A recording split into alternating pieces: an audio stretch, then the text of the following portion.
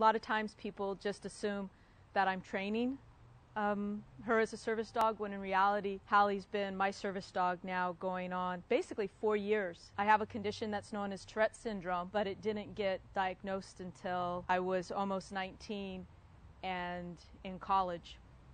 You see, I used to train guide dog puppies as my 4-H project, and I always had a dog with me growing up until I went to the University of California, Davis, where I lived in the dorms and dogs weren't allowed. The Tourette's really started to manifest itself in really difficult ways, and I started to self-medicate, and I did so with vodka.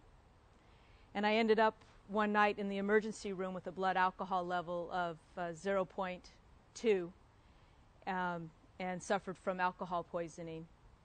I was very fortunate that the ER doctor had the foresight to get me some help, and in conversations with the therapist that I went with, he was able to put together the Tourette's with the dogs, and when the Tourette's was bad and when the Tourette's wasn't bad. And it turns out that the dogs always kind of kept my tics down, and I was able to be what we would dub normal.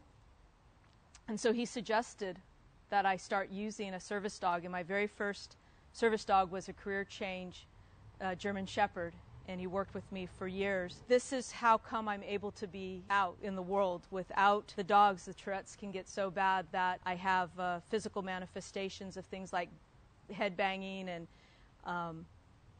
OCD, ADD, ADHD kind of stuff, things that people would never know to look at me.